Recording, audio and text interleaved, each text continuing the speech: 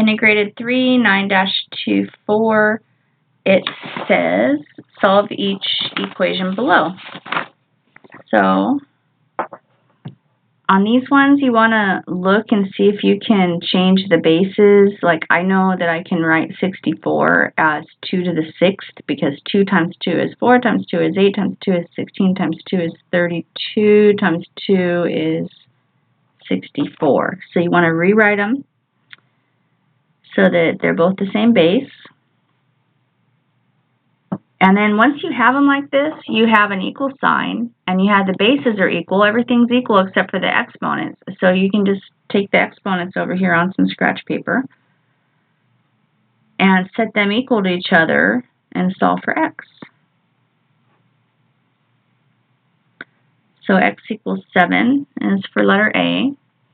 And then we'll try the same thing here because I think this can be written as 3 squared.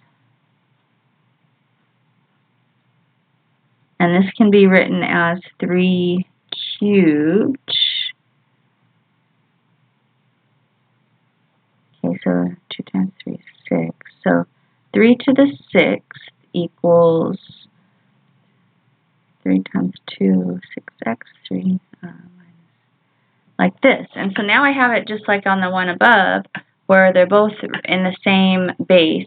So then I can just go over on the scratch paper over here and go 6 equal. So I'll add 3, 9 equals 6x. So x equals 3 times 3, 3 halves. Okay.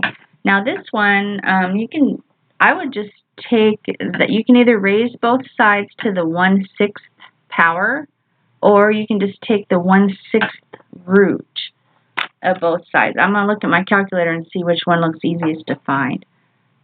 I can actually take a root pretty easy on my calculator, so I'm just going to take the 6th root, just like how you would take a square root of something. If it's easy on your calculator, like I have this, I can push shift and the root key, and then I can say what root I want to take. So I want to take the 6th root of 29, which that can't be nice. 1.75-ish. Let's check that. Yep. So that's one way to do it. This one, well, you're going to have to use a logarithm. So you can either log or natural log both sides. I'm just going to log both sides. I wrote log really small. Okay, and because I did that, there's a log law that says, I better write the log law down. Here's a properties of logarithms.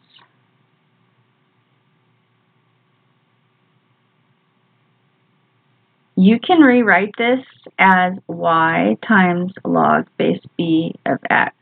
This is one of your properties that you have of your logarithms. So I'm going to bring this x out front. That's why I did this in the first place. It's because I knew that I had to use that property of logarithms. That's the only reason I decided to even get logarithms involved here. So that's the only way you can get your x down, out of the exponent. Okay, so now I can just divide both sides by log 6.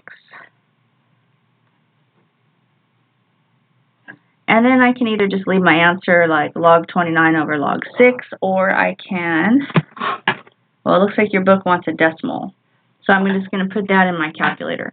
So log 29, that's ugly, divided by log 6.